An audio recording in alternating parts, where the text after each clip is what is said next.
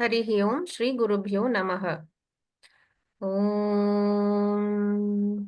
वक्रतुण्ड महाकाय सूर्यकोटि समप्रभा निर्विघ्नं कुरु मे देव सर्वकार्येषु सर्वदा।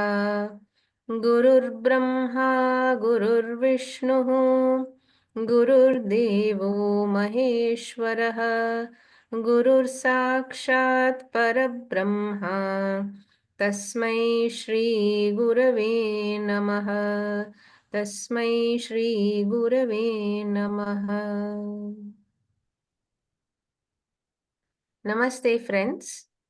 A warm welcome to session 5 of Atma Bodha. Atma Bodha, as we are now well aware of, is a Prakarana Grantha written by Adi Shankaracharya to establish the basics of Vedanta, who we are, what is this body and mind, who is God, what is our relationship with God. All these fundamentals of Vedanta are explained very clearly through simple examples in every verse. That makes the study of Atma Bodha an essential text for all seekers of Vedanta. In today's class, we will first have a recap of the previous class, and our speakers are Dr. Komal, myself, Sri Ullas, and Dr. Anupama. I now request Dr. Komal to give us the recap of the previous week, which will be followed by our reviewer, Dr. Hegde sir, who will lead us through this entire session. Over to you, Dr. Komal sir. Om Shri Gurubhyo Namaha.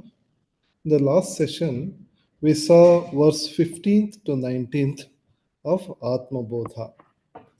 Verse 15 was about Panchakosha Viveka, where we see Atma Anatma Viveka in the background of Anatma as Panchakoshas.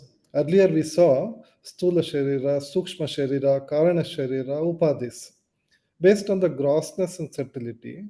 Whereas now the Panchakosha as Upadhi is seen in the 15th verse.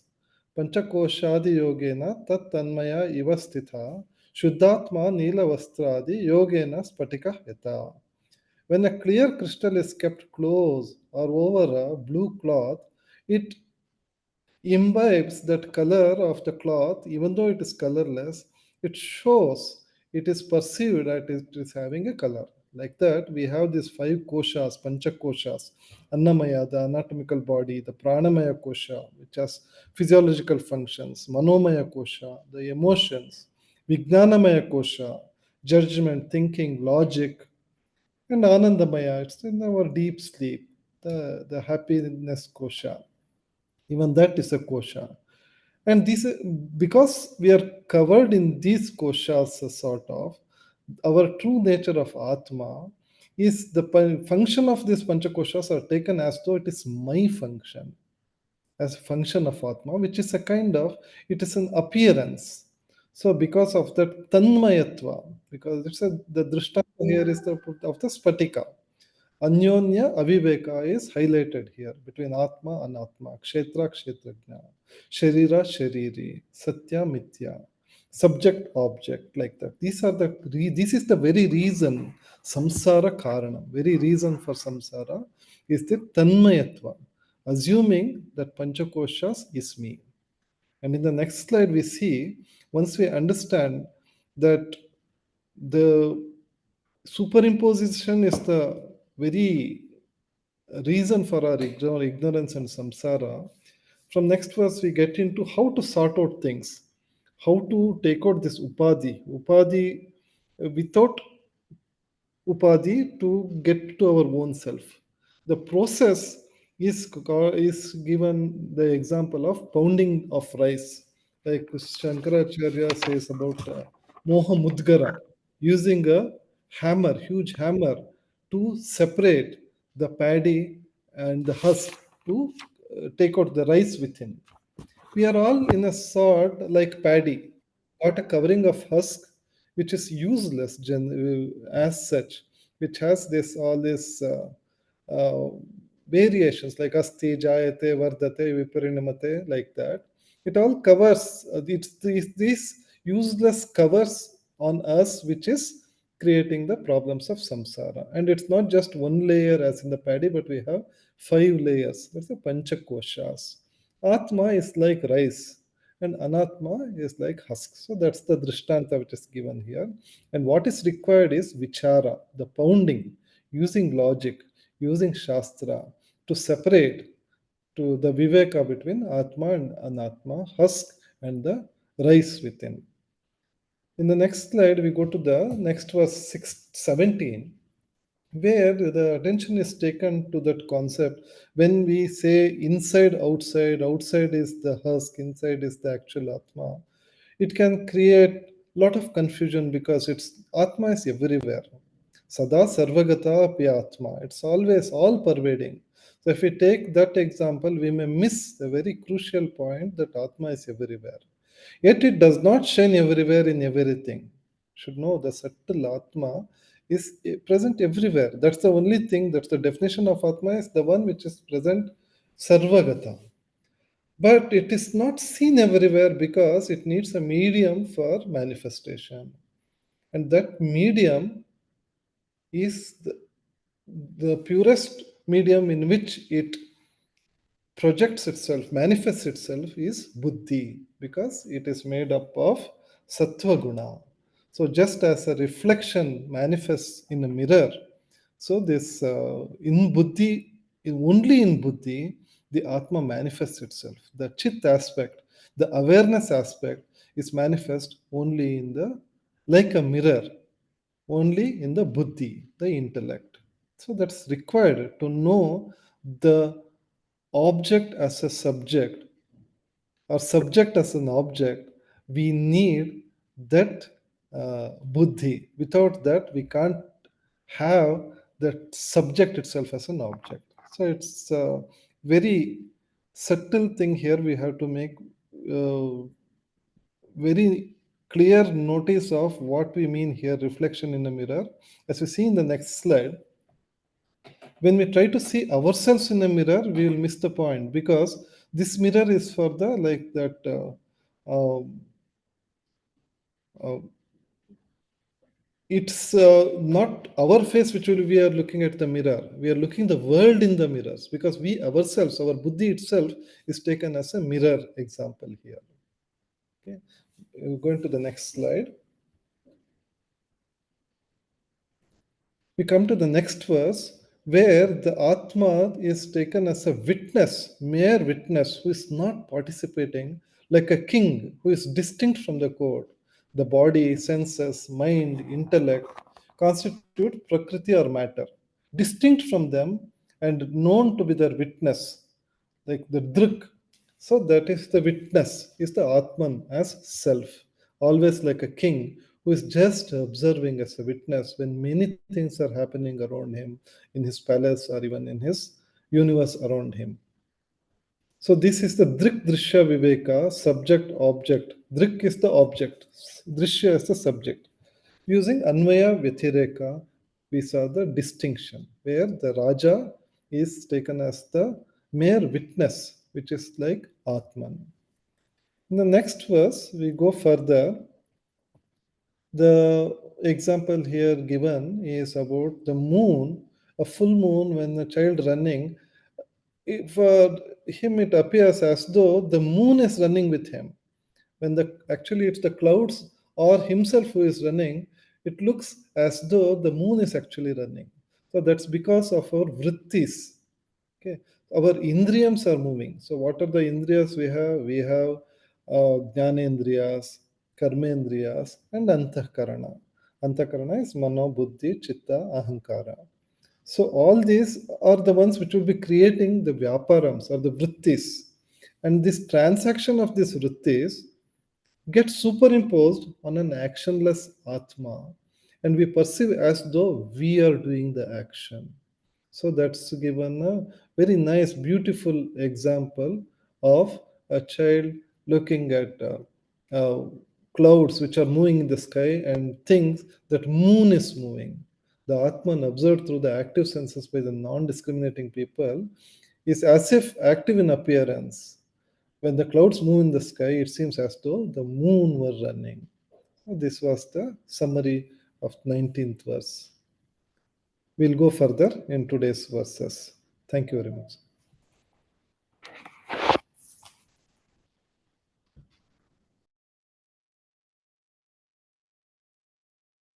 सदाशिवसमारम्भां शङ्कराचार्यमध्यमाम् अस्मदाचार्यपर्यन्तां वन्दे गुरुपरम्पराम्. Om. We will see some of the very fundamental topics in Vedanta. And in today's class, we will look at the sadhana called Karma Yoga. Let us be clear about one thing all the time. What is our goal and what is the means? Our goal very clearly is we are here for one purpose only.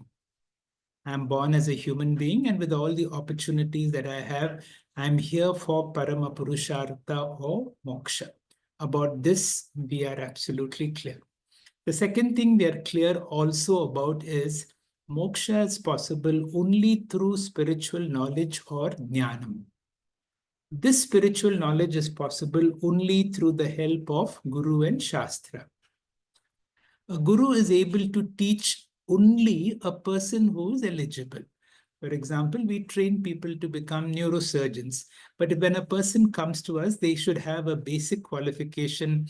Either he is a MBBS graduate or has had training in general surgery. Only when they have that basic eligibility, then you're able to train them further. So therefore, a guru can train only an eligible person. And for that eligibility, there are certain sadhanas that we are required. That sadhana that is required for eligibility for a student coming to the Guru and Shastra is called Karma Yoga. There are few terms, like when we are entering a new topic, we will come across many new terms. And all these terms, we should be very clear when we use those terms. That means the definition of these terms should be clear. What do you mean by sadhana? What is a sadhyam? Who is a sadhaka? And who is a siddha? A sadhana is a means or a course of discipline that we undertake to accomplish a goal, and the goal is called sadhyam. So the process, the discipline that we take is called sadhana. The goal that we want to achieve is called a sadhyam. The one who is doing this, the one who undertakes this discipline is called a sadhaka. And once you become accomplished, you become a siddha. So therefore, we can say scriptures want us to become sadhakas, to make use of various sadhanas for the accomplishment of that sadhyam or the goal. And once you have that goal, you become a siddha or an accomplished person. What is the sadhana for today's class? The sadhana for today's class is Karma Yoga. Karma means action. From the time we wake up till the time we sleep, we are always doing something or the other. I am in the process of sharing some knowledge. You are in the process of listening. So both of us are doing some form of karma. When does a karma become a yoga? That is what we are going to see about Karma Yoga. So Karma Yoga can be defined as right action and right attitude. The whole purpose of these introductory classes is that one day we will be able to study the scriptures. And in the scriptures, particularly the most exciting of them all is the Bhagavad Gita. And the third chapter of the Bhagavad Gita is entirely devoted to Karma Yoga. Of course, it is there in the second, third, fourth, fifth, sixth, and to some extent on the in other chapters also.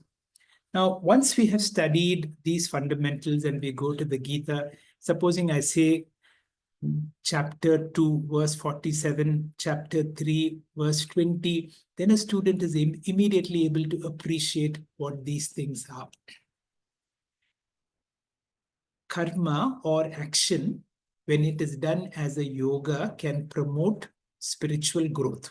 And for that, we need to have a classification of what is called a right action. Action can be classified as sattvic, rajasic, and tamasic based on the benefits for myself and for others. If the action that I do benefits me, but benefits also, that means it is a selfless task, it is called a sattvika karma. If it benefits me and my family alone and not others, it is rajasic. If it benefits me but harms others, that sort of an action is called a tamasic action. So in karma yoga, the action should be that which benefits more number of people. That means it should be predominantly sattvic, less of rajasic, and we should avoid tamasic. And this is first part of karma. That means it is a right action. Action can be taken place in three parts. Again, we should be familiar with these terms which refer to the action that happens in my body, in my speech, and in my thought. When action happens in the body, it is called kayika. In the speech, it is vachasa. And when the action is happening in the form of thought, for example, you're listening, and the action is called manasa. So what is right action in summary? Once again, whatever I do should be sattvic. It should benefit a lot of people. Every action that I do, see if I can convert it into a sadhana. It may mean action that I have to take care of my own body. We can call it, this body is a gift from the Lord, and therefore when I give the bath to this body, when I dress this body, when I give rest to the body, when I eat food, all these can be taken as a sadhana, and we can call that Atma Puja. The ultimate is all our actions in thought, word, and deed can become sublime if they are converted into a yoga when we see it in the form of right action. And second is what is called the right attitude. The right attitude is of two types. The first is called Ishvara Arpana. Whatever action that I do it as an offering to God. Whenever you do it for somebody whom you have such great regards for, like a guru or for God, then how is those actions? You give your very best. The action is going to be 100%. We enjoy whatever we do. And whenever the action is something that you enjoy, we may run around and do it, but it is for us effortless.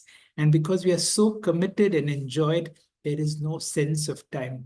We are in timelessness or in eternity.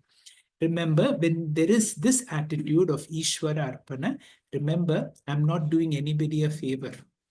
In fact, the Lord or my Guru or someone whom I love is giving me an opportunity to serve him or her.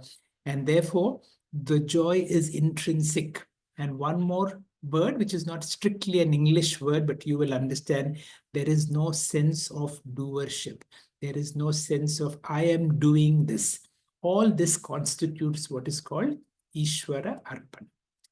The second is called, let me elaborate a little more on right attitude. This title should be right attitude and not right action. One nice example given by Swami Anubhavananda ji is called the RAC example. RAC means, supposing you have got a railway ticket which is confirmed under RAC, means you will be allowed to travel, but there is a high possibility that you may have to travel sitting unless there is a cancellation. This is called a reservation against cancellation. Those who have got confirmed seats with berths will be using these berths that you can see.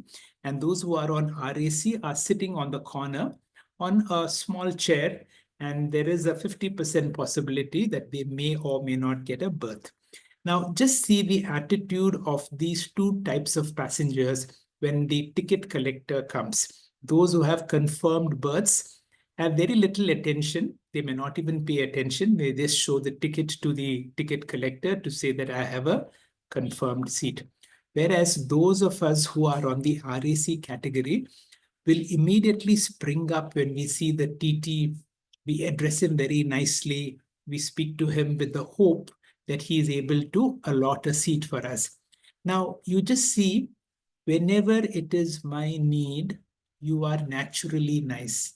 Whenever you think you're doing somebody a favor, there is a sense of ego or there is an ahankara in your action. Now, this is what is called the right attitude towards action. Mahatma Gandhi in South Africa, in one of his publications, has written, and which has been quoted everywhere as on the customer. And those of us who are in healthcare, I have changed the customer to a patient. Let us see how we are supposed to treat a patient from the attitude of a karma yoga. When I give a lot of importance to the patient, and when I see that I'm not doing a favor to the patient, in fact, he's doing me a favor by creating the doctor in me. If there is no patient, then your medical knowledge is of no use. The patient is the most important person in a medical center. He is not dependent on us. We are dependent on him. He is not an interruption of our work. He is the purpose of it. He is not an outsider of our business. He is a part of it. We are not doing him a favor by serving him. He is doing us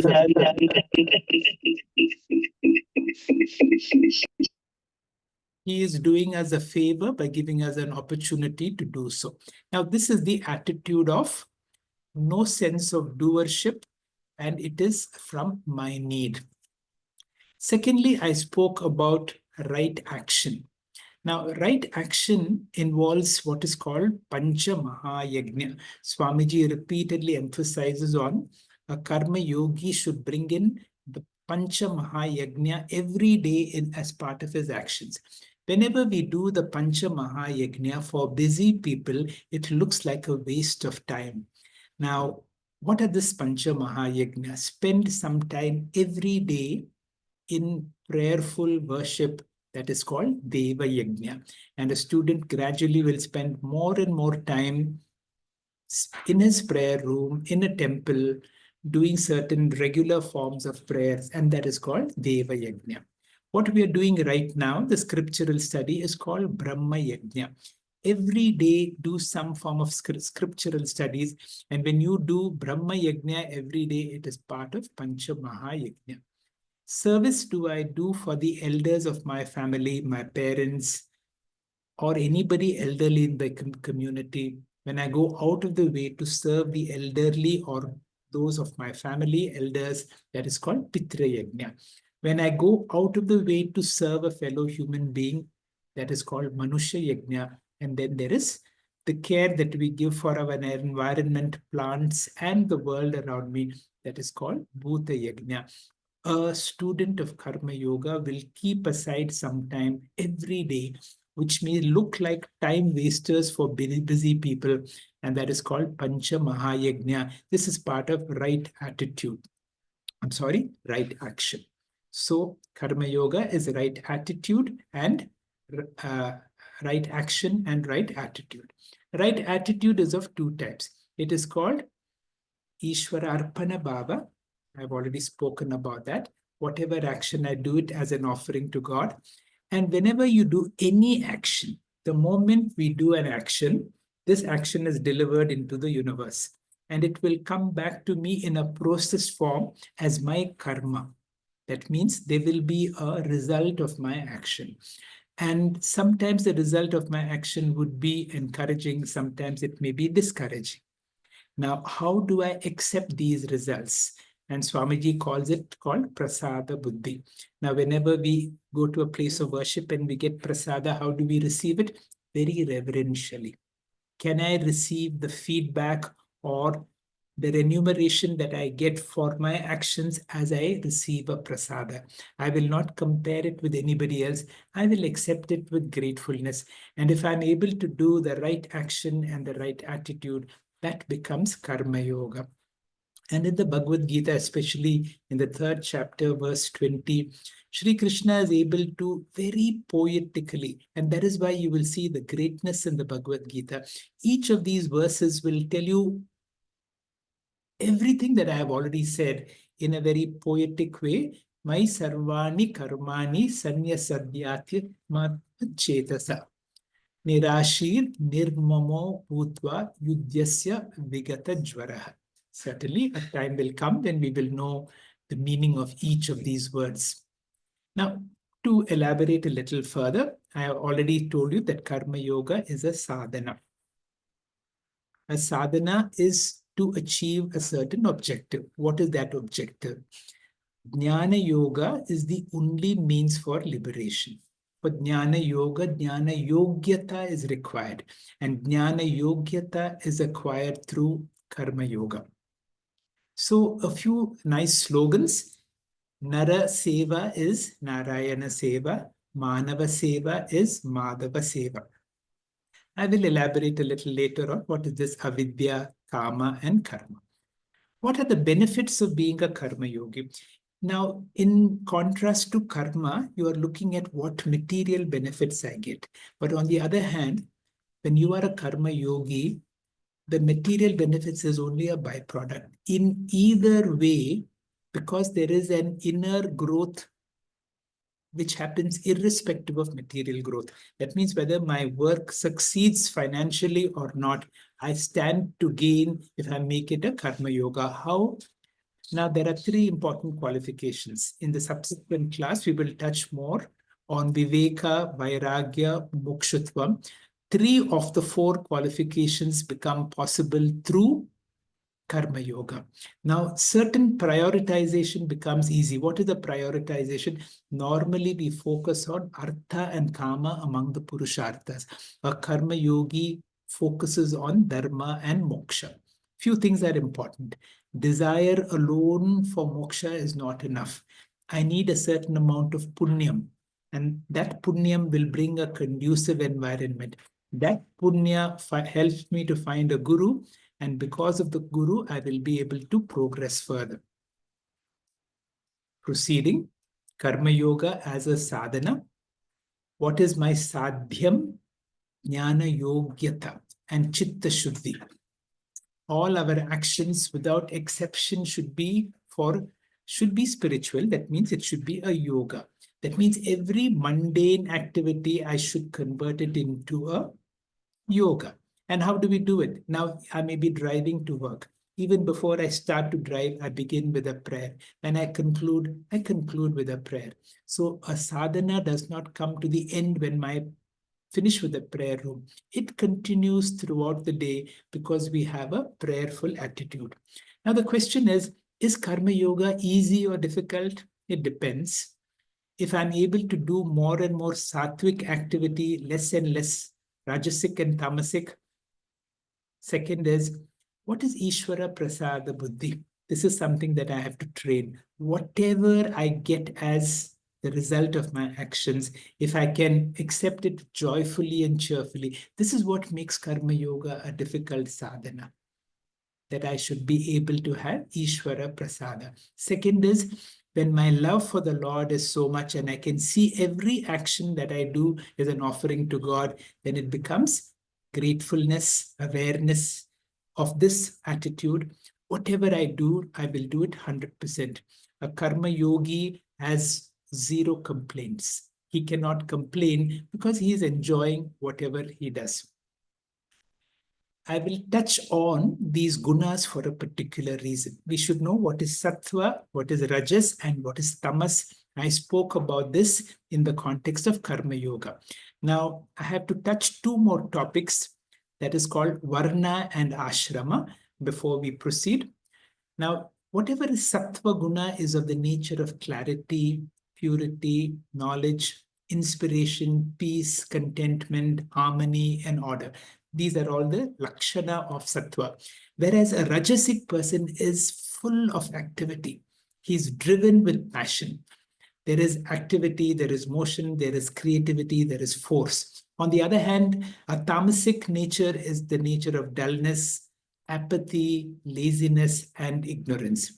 Now, based on this, there is the classification of the society into the four varnas: Brahmana, Kshatriya, Vaishya, and Shudra. Shri Krishna very clearly says, I have created these varnas based on guna and karma. That means what activity your karma is based on your guna.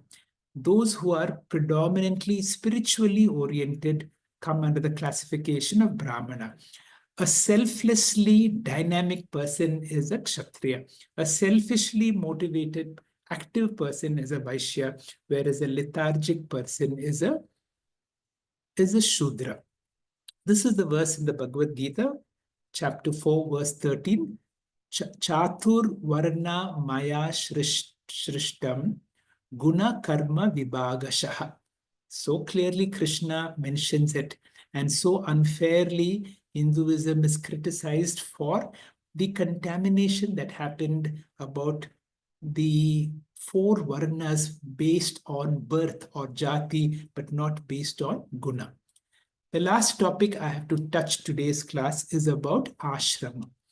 Now, in order to achieve our purushartha, all of us are supposed to go through 4 ashramas. In the first part of our life is focused on studies. The next part is the life of a householder called a grihastha, where artha and kama purusharthas are entertained. Then comes a certain stage when you prepare for sannyasa, which is called vanaprastha. And finally, it is recommended that all of us become mental sannyasis, even if you are not a vividisha sannyasi, not a vividly sannyasi. Now, today, the opportunity to be a vanaprastha looks very difficult, and somebody asked Swamiji this question: how can I be a vanaprastha? And Swamiji gives a very brilliant suggestion. He says, those of us in the vanaprastha stage should see how you can be a guest in your own home. When you are a guest in your own home, you will contribute whatever you can do to the house, but then you do not complain, you do not demand. If something is not okay, if the food is late, you do not demand, or you do not make any criticism on the food. If there is some dispute or something going on, you're not going to be involved unless they ask for your intervention. So do whatever you can as a guest in your house, but see yourself in that role where you gradually withdraw from all these activities. And that is how we can become a vanaprastha. Shri Gurubhyo Namaha. The opening speaker for today's Atma Bodha verses will be Panaga. Panaga, please. Harihi Om, Shri Gurubhyo Namaha. In these verses of the Atma Bodha, we are learning the crux of Atma Anatma Viveka through several helpful examples. Chanting the verse, Atma Chaitanya Mashritah Dehendriya Manodhiyah Swakriyartheshu Vartante Suryalokam Yatha Janaha. Telling its meaning, depending on the self, the previous slide, sir. Depending on the self, which is of the nature of consciousness, the body, senses, mind, and intellect engage in their respective activities, just as sunlight heralds activity amongst people. Next slide, sir. The Atma, as we have learnt, is the existence consciousness principle. What do we mean by consciousness? Let us understand it with the simple English meaning of conscious. If we say we are conscious, it means we are aware of ourselves and our surroundings. What do we mean when we say we are aware of ourselves? It means we are aware that we have a mind, that we have thoughts in our mind, and they come and go. It also means we are aware that we have a body with sense organs, which we use to interact with the world. So what is that which makes us aware of our body, mind, and sense organs, and through them the world around us? That which makes us aware of this very fundamental or very intimate mind, body, and everything else is consciousness. And this consciousness I am. Even when I'm not using my body and mind, when they're as good as absent, like during deep sleep, consciousness makes me aware that I slept well. I am thus the experiencer, witness, consciousness, Atma, who is always aware of my body, mind, and the world. Therefore, because I am aware of them, I cannot be a part and parcel of any of them. They all become experienced objects or anatma. Next slide, sir. This same consciousness present in me extends as a single, invisible, indivisible, non-dual, omnipresent entity, equally enlivening all living beings in the world. I, as Atma, am this all-pervading consciousness. I am covered by the Panchakosha or Shariratrayam, which we learnt in the previous classes. But it is through this Panchakosha or Shariratrayam that I interact with the world. Shankaracharya has been explaining this very concept using different examples as we have seen. In this verse, he presents Atma as the energizer that sets everything in motion. I, as Atma, provide existence and consciousness to my Deha, that is the body, Indriya, the sense organs and the organs of action, Manaha, the mind, and Dhiyaha, the intellect. They can only perform their respective functions due to the enliving presence of the Atma, which is reflected through the layers of our body. Next slide, sir. However, the Atma by itself is changeless and cannot do any activity because it does not have any attributes or features. It is invisible, unchanging, and formless. Just like in a movie, the screen on which it is played is silent, unseen, and unchanging. But the movie cannot be played without a screen. Similarly, the movie of life is played on the screen of the Atma.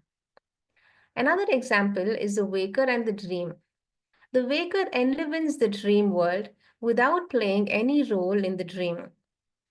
The dream cannot exist without the presence of the waker. So the waker lends existence and consciousness to the dream world and dream people, bringing them to life. This knowledge is extended to the waker himself, who borrows his own existence and consciousness from the Atma alone. Next slide, sir. Shankaracharya compares this enlivening consciousness to the role played by sunlight. I, Atma, am Surya Prakasha. Sunlight, as we know, energizes every living being on earth to go about their own functions, from the smallest microbe to insects to plants to the giant blue whales. People also go about their own activities when day breaks. But sunlight or light does not do anything, but its mere presence is necessary for the whole world to function. Thus, I, the Atma, am alone the enlivening principle in whose presence the Deha, Indriya, Manaha, and Dhiyaha perform their respective functions. To conclude, our whole pursuit of Vedanta is to understand this difference between Atma, the enlivening consciousness, and the Anatma, everything that is enlivened by the Atma. When we are able to claim that I am the Atma, then our pursuit ends and we are Jivan Muktas. Thank you. Hari Om. Thank you very much, Panaga, for a nice explanation of this verse. In these verses, from verse 15 onwards of Atma Bodha, we are looking into what is called Atma Anatma Viveka. We must understand what is our true nature or Swarupam.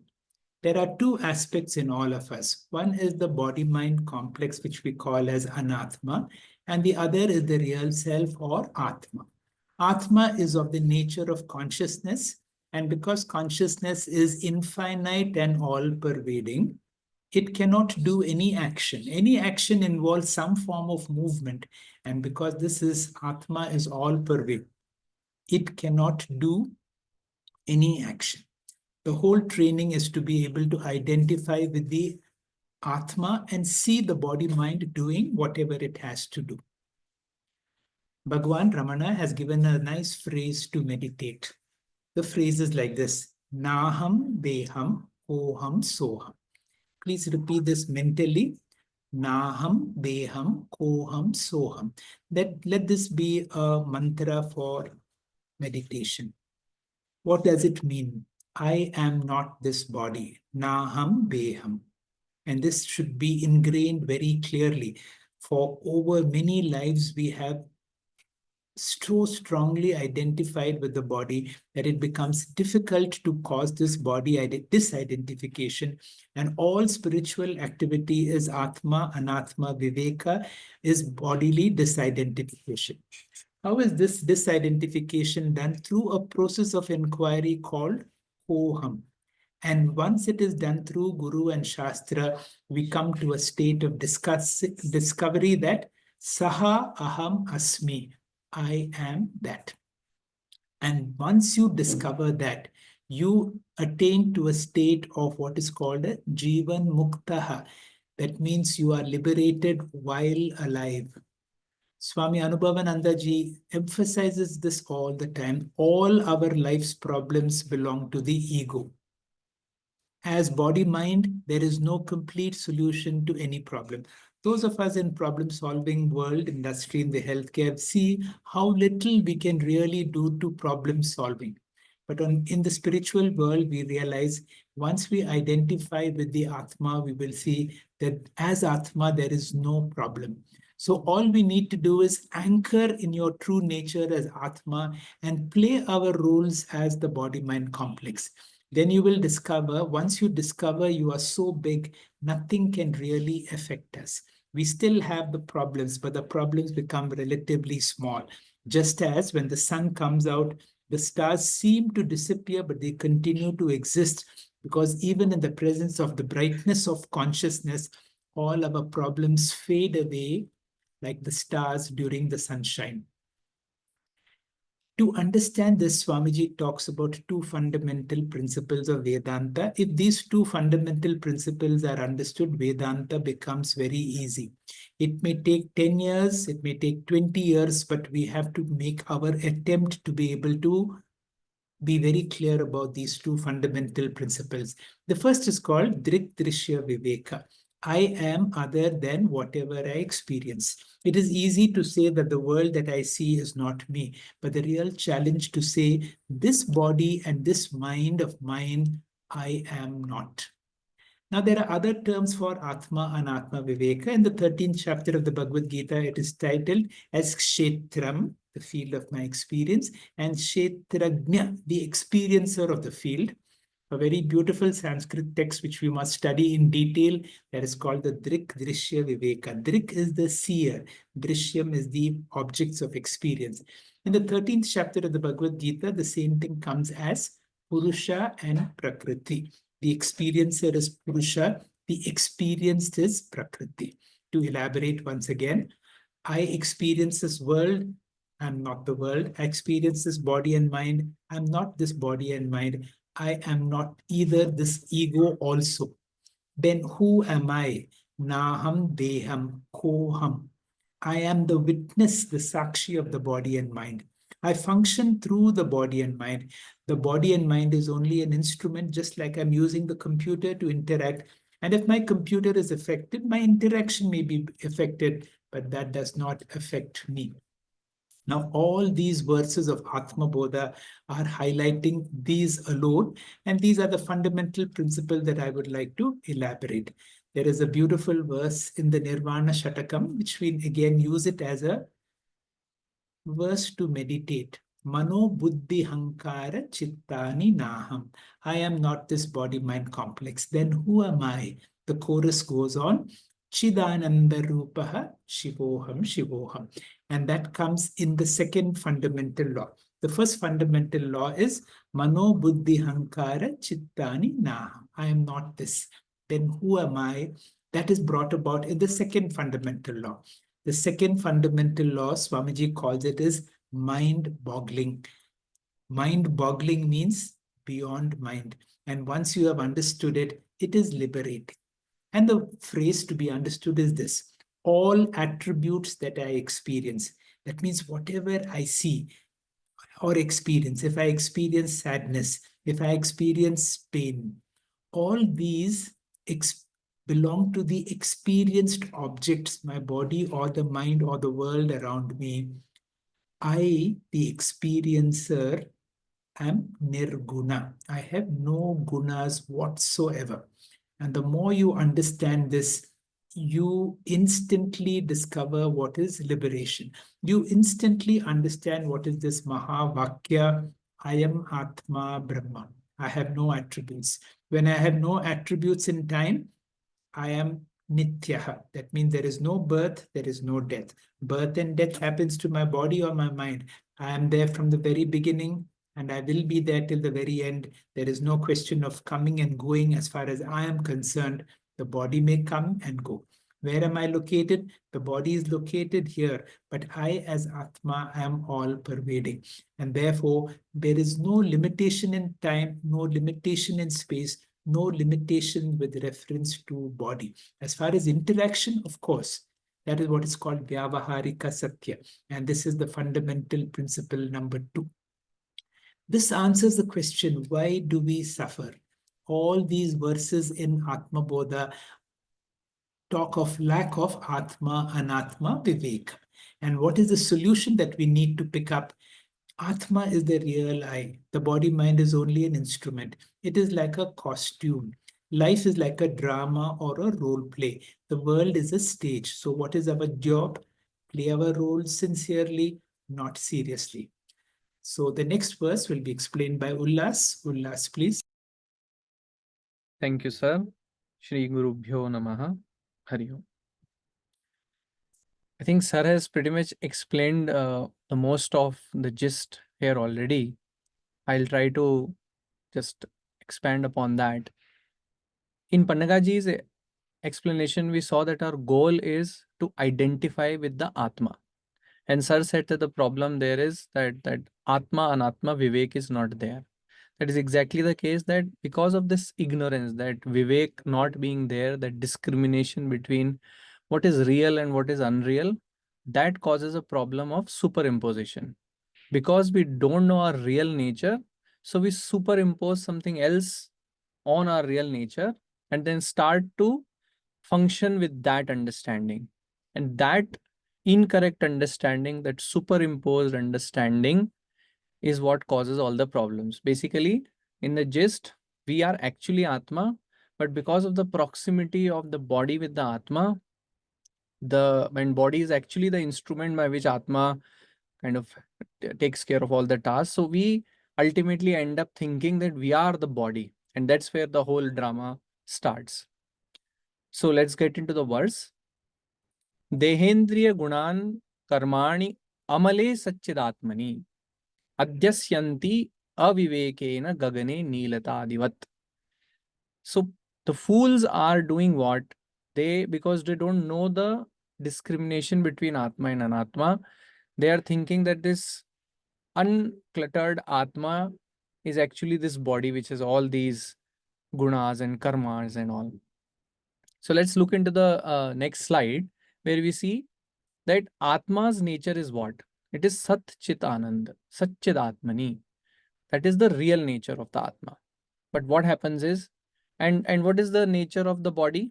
Body and sense organs, they will have some gunas. Gunas are like these properties, like I'm tall, I'm colored, I'm fat. So these are things that these attributes belong actually to the body. And then the body also does so many actions of, let's say, walking, talking, etc. So the Atma is Amala. It doesn't really have any of these flawed attributes because they're not perfect. All these attributes belong actually to the body. Atma is flawless. It is Amala, unchanging. It is formless. It is blissful. But all the properties of the body, because of that proximity of the body with the Atma, we try to do this adhyas. In the next slide, we'll see that this adhyasa happens. What is adhyasa? It's actually a superimposition. Like we have seen so many times different examples of rope snake. That is, there is actually a rope. But because of that incomplete understanding, we assume that it is a, or we think it is a snake, and then we get feared out of that and all that. But that is a mistake, and that mistake is superimposition, and that happens because of ignorance. Just like what happens because of ignorance is that a person would think that the sky is blue. Now, it is not really an error by I'm not willingly doing that. It's kind of an honest mistake. It appears blue to me. So my whatever my sense organs are telling me, I am believing that. So the idea is, and sense organs are all outwardly looking. So the idea is to see how do we get that praman from Shastra and all, to understand that not what exactly the sense organs are telling me is always right. There is Shastra is telling us something else, that the sky is not actually blue. It is because of that light getting diffracted and whatnot that it appears to be blue, but sky does not. So Neela Tadivat. So how that sky appears Neela, blue, that is a superimposition. In the same way, we are doing this adhyasa. Atma in itself has no guna or no karma, but it appears because, see, for body also to do anything, for example, the existence of the body is also lent by Atma also only. That for leg to actually do walking, that consciousness is provided by Atma only. For example, there is electricity. Electricity is needed for the AC or for the bulb or the tube light to work. But electricity is not actually connected or related to any of them. It is needed, but it is not connected. It doesn't get impacted. If the AC goes bad, then we'll not get cool air, but doesn't impact the electricity per se. And electricity does not bother whether it is going into AC and providing cool air or it is going into a heater and providing hot air. All those are because just of the medium through which the electricity is expressing itself. So, like Panagaji also mentioned, that sun does not care what it is illumining. The sunlight might be illumining n different number of things, but we have to understand that we are the sun. So we don't care about the effects of the sunlight. We only care about who we identify with, which is the sun. So in the next slide, we see that all this is happening. See, because of this adhyasa and the body, and so what happens is that instead of, see, in the Vyavahar, I cannot say that this body is fat, this body is hungry. We generally end up saying, I am fat, I am hungry. But internally, our attitude should be that we should understand that it is not that I am fat or I am hungry, I, the Atma. So that shift in that attitude, that shift in that understanding has to be there, that this fatness and hungriness and sadness and happiness and all those things belong to the body mind complex and not me as Atma. In the next slide, the reason of all this is avivekena. Because of this ignorance, this is what this happens. What is adhyasa? Actually, there is an underlying substratum. On top of that, there is some superimposition. Substratum really does not get impacted. I'm repeating myself here, but substratum has no impact. The superimposition has no impact. That snake understanding has no impact on the rope, but it just appears to us. So all we have to do is aviveken, we have to take away. We have to get that vivek of Atma and Atma Vivek. Once we get, then this ignorance will get resolved. The next slide. See, the sun is there. It gets covered by the clouds. So it appears to us that there is something, either the clouds are very bright or there is something behind it or it is very dark. But all these things are temporary. These clouds do get away sooner or later. And then the sun comes out. So that knowledge we have to gather, that we are not that clouded sunlight or anything. We are that sun behind that. So the only way to do this is jnana. And so we have to do continuously that Shravana, Manana, Nididhyasana, and we have to do Abhyasa. So there are both the things. I think Sir also mentioned that one is our self-effort. We have to continue to do that meditation, do have to understand, sit with ourselves and see who really I am, koham, koham, koham. Once we keep pondering upon that, we'll land up to this fact that I am not this body. And that this is because all the people who have achieved that have told us. So we'll also get there. So that is what that abhyasa we have to do, and then pray for God like to have that grace and kripa. So once we have that, then these combination will get us there. In the next slide, last slide, we have to see that this body that appears, we have to see that the light behind that body or inside that body, which is illumining it, is who I really am. And so that is what that adhyasa we have to remove. through that knowledge, we have to remove that aviveka, get that viveka, and then be free. Thank you, sir. Hari Om. Thank you very much, Ullas, for a very clear explanation of this verse. And what we need to pick up from this explanation is two terms. What do you mean by ajnana, and what is meant by adhyasa? Adi Shankara has given a brilliant commentary on the Brahma Sutras called the Adhyasa Bhashya. So what is Adhyasa? Now, Ajnanam by itself is not a problem. All of us have Ajnanam. What is Ajnanam? We do not know that we are Atma. That fact that we do not know about our true nature is also called avidya or Ajnana, or ignorance of our true nature. The problem is adhyasa. When I do not know my true nature, I tend to identify with my untrue nature, with my body-mind complex. And whatever happens to my body-mind, I identify with it, and then I enjoy or suffer. Just like when I am dreaming, I do not know that I am the projector of my dream. And instead of enjoying my dream, I get so involved in my dream. Because of ajnanam of my true nature, I am fast asleep. But because of adhyasa, I suffer or enjoy my dream. I spoke to you about this avidya kama karma. All our Upanishads elaborate on these three terms.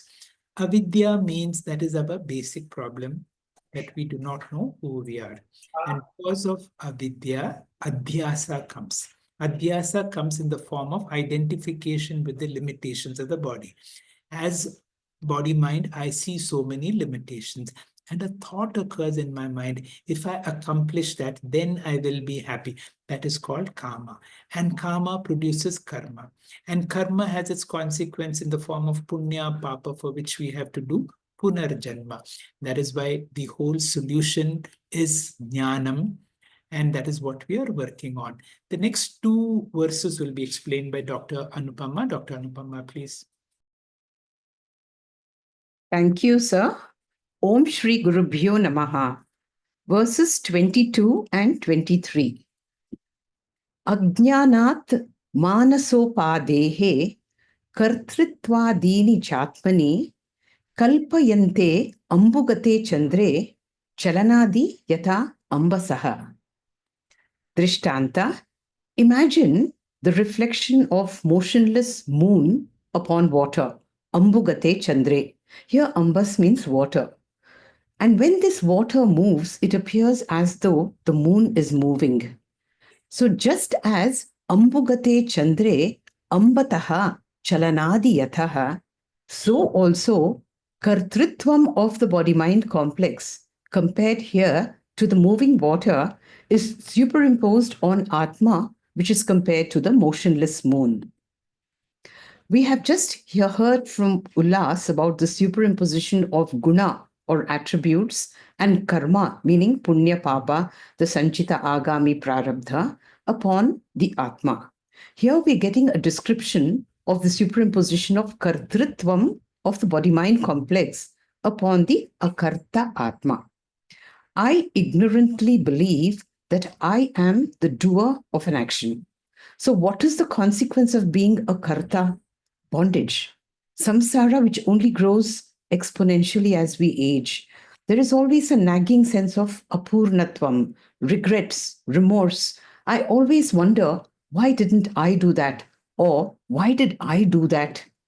Then is the second stage of samsara, which is a consequence of this kartritva bhavana, which is called bhoktritvam. As a result, I suffer anxiety, fear, worry. But who am I? I am the akarta abhokta Atma. Drishtanta, as we've already heard, just as the blue color of a cloth is superimposed upon the colorless crystal, similarly, the doership of the body-mind complex is superimposed upon the akarta Atma. The only way out being negate kartritvam by claiming my higher nature, knowing that kartritvadini atmani kalpayante. This means kartritvam and bhoktritvam Ajnanat kalpayante are superimposed by ignorance. They are borrowed from manase upade, meaning the body-mind complex. Upadi means instrument. In the words of Lord Krishna, Prakriti kriyamanani gunaihi karmani sarvaishaha ahankara vimudhatma karta aham iti manyate. Actions belong to matter, but I am the spirit. Doership of the matter, the deha, the anatma, is being transferred to the spirit, the dehi, the atma. Why? Due to ajnana. Therefore, I ought to realize that Tattvavittu mahabaho gunakarma vibhagayoho gunaguneshu vartante iti matva na sajjate. Knowing this, one never becomes attached. We should know that body and world are matter. They have to interact and cause changes. What are the changes? The Shadvikaras. And what are the Shadvikaras? Gunaguneshu vartante. But who am I? Neither the body matter nor world matter. I am the witness consciousness principle who illumines this interaction as the Sakshi Chaitanyam. My presence is required, and the one who knows this is called Tattvavit. Moving on to verse 23. Rage cha sukha dukkhadi buddhau satyam pravartate shushuptau nasti tannashe tasmad buddhestu natmanaha. Here Adi Shankaracharya says, describes a variety of emotional problems which cause havoc in our lives. All the while, Atma is free from all these problems. We have seen in the Bhagavad Gita, Arjuna saying, Gandivam srastate hastat tvak chaiva paridahyante. Intense raga has now resulted in shoka. The very thought of life without his beloved gurus, Bhishma and Drona, although in fact they're not yet dead. What does this mean? Death is not the real problem. It's just the thought of their death that triggers ignorance-induced raga, a deep attachment which results in entrapment. So what is this raga? Raga is attachment towards a thing which I possess and identify with. Fact being, millions of bodies appear and disappear in Atma each moment like bubbles. I ignorantly choose one and take it to be my body. Obsessed with this body, I get attached to it and the people around it and develop ahankara, mamakara. What is ichcha? It is a desire for a thing that I want to possess. Ultimately, I'm increasing possessions, obligations, relationships, transactions, and this is only inviting problems. I consequently get sukham, pleasure with acquisition, and dukkha, sorrow with loss. What is the truth? Buddhau satyam pravartate. Here, buddhi means antakarana or mind, and these emotions I should know belong to the mind, the anatma, and not me. So, what is the proof for this? During Jagrat and Swapna, I have all emotional problems. Shushuptau means in deep sleep, due to tannashe or manonashe, meaning buddhi abhimana or identification is not there. There is no raga, ichcha, dukkha, nothing. Why? Because deha abhimana is absent. This is called anvaya vyatireka nyaya. With body-mind complex identification, I have problems. Without identification, no problems. Therefore, identification, attachment, or abhimana is the cause of problems. Deha abhimana eva samsarasya karana. But we must remember that if I have control over this abhimana and I deliberately develop it, there is no problem. But when I'm helplessly involved, life becomes a tragedy. Therefore, tannasha or manonasha, disidentification from the mind, is mandatory for freedom. Withdraw from Sharira Trayam. Tasmat buddhe sukha dukkeshu bhavati atmanaha sukha dukkeshu na bhavati. Thank you. Thank you very much, Dr. Anupama, for a nice explanation of these two verses, which are on the same basis. Ajnanam, ignorance of Atma, Anatma, Viveka, and Adhyasa, and consequently all these problems. Shri Gurubhyo Namaha.